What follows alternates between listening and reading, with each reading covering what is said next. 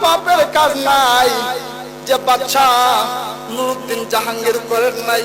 চুরি, ডাকাতি, নারী ব্যভিচারী যত জাতের পাপ আছে সব পাপ করেছেন, কিন্তু শেষ পর্যন্ত আল্লামা মুজাদ্দিদ আল-ফেসানি রাহমাতুল্লাহি আলাইহির কাছে গিয়ে মুরিদ হইলেন। বাদশা নুরউদ্দিন জাহাঙ্গীর যখন আল্লামা মুজাদ্দিদ আল-ফেসানি রাহমাতুল্লাহি আলাইহির কাছে মুরিদ হইলেন, মুরিদ হওয়ার পর থেকে নিয়া বাকি জিন্দেগির ভিতরে মুজাদ্দিদ আল-ফেসানি রাহমাতুল্লাহি আলাইহি জীবনে কোনোদিন তাহাজ্জুদের নামাজ কাজা করে না। আরো জোরে সুবহানাল্লাহ।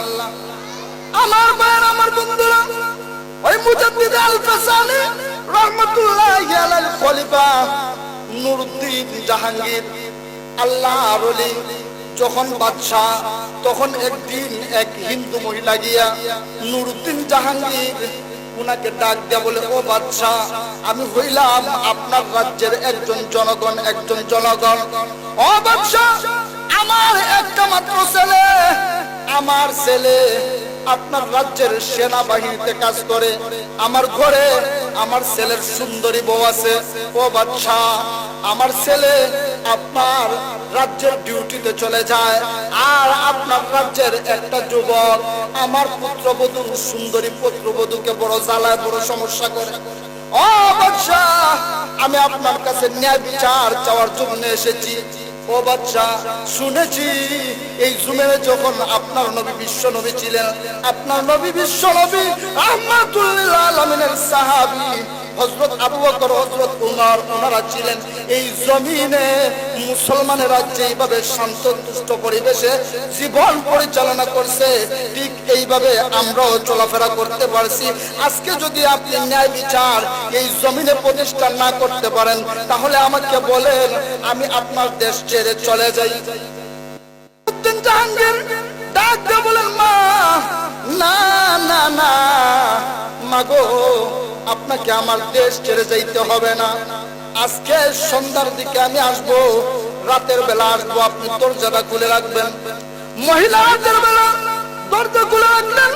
বাদশা নুরউদ্দিন জাহাঙ্গীর রাতের বেলা যখন ওই বৃদ্ধা মহিলার বাড়িতে গেলেন, বাদশা নুরউদ্দিন জাহাঙ্গীর গিয়া শুনেন একজন মহিলা কান্দে, ও আল্লাহ, এই জমিনে কি আমার ন্যায় বিচারের কোনো ব্যবস্থা নাই?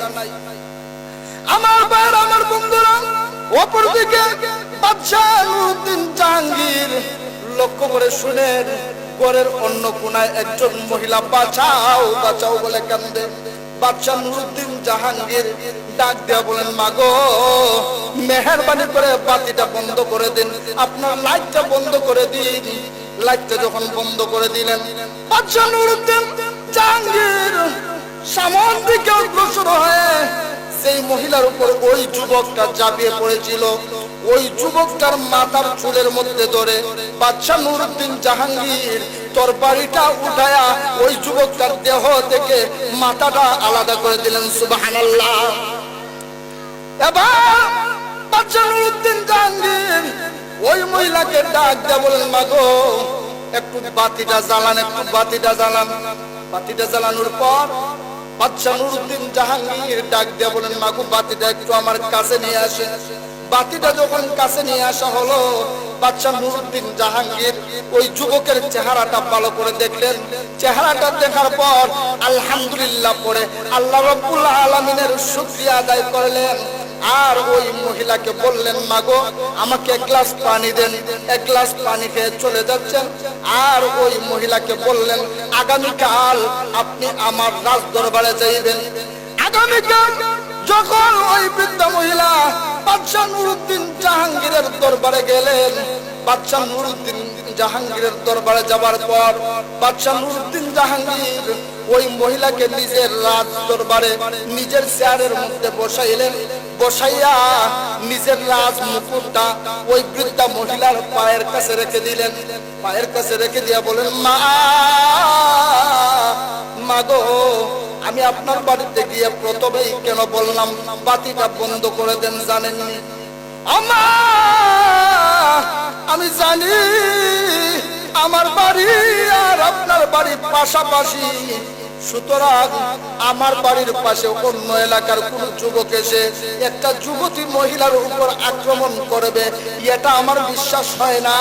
কারণ আমার যুবক ছেলে আছে, আমার ধারণা হলো যদি আমার যুবক ছেলে গিয়া আপনার পুত্রবধূর উপর আক্রমণ করে হামলা করে, তাহলে আমি যদি লাইটের আলোতে আমার ছেলের চেহারা দেখি আর আমার ছেলের চেহারা দেখে যদি আমার মায়া লেগে যায়, আমি যদি আমার ছেলেকে হত্যা করতে না পারি, তাহলে আমার দ্বারা এই জমিনে ইনসাফ তথা ন্যায় বিচার প্রতিষ্ঠা হবে না। আমি আল্লাহর দরবারে আশা আমি হয়ে যাইব। যখন আপনি লাইট বন্ধ করে দিলেন, আমি যখন ওই যুবকটার দেহ থেকে মাথাটা আলাদা করে ফেললাম, আপনাকে যখন বললাম লাইটটা নিয়ে আসেন, আপনি লাইটটা নিয়ে যাবার পর আমি যখন ওই যুবকটার চেহারা দেখলাম, চেহারা দেখে আমি বুঝতে পারলাম এটা আমার ছেলে নয়। এই জন্য আমি আলহামদুলিল্লাহ পড়ে আল্লাহর শুকরিয়া আদায় করলাম, সুবহানাল্লাহ। আল্লাহ, তারপর কেন আপনার কাছে যে এক গ্লাস পানি খাইলাম জানেননি? মাগো, গতকাল যখন আপনি আমার কাছে বিচার দিতে গেলেন, ওই সময় আমি আল্লাহ রাব্বুল আলামিনের কাছে ওয়াদা করেছিলাম, কসম করেছিলাম, আল্লাহ তাআলা যতক্ষণ পর্যন্ত আমি এই মহিলার ন্যায় বিচার দিতে পারবো না, ততক্ষণ পর্যন্ত এক ফোঁটা পানি খাইব না। সুবহানাল্লাহ, এক ফোঁটা পানিও খাইব না।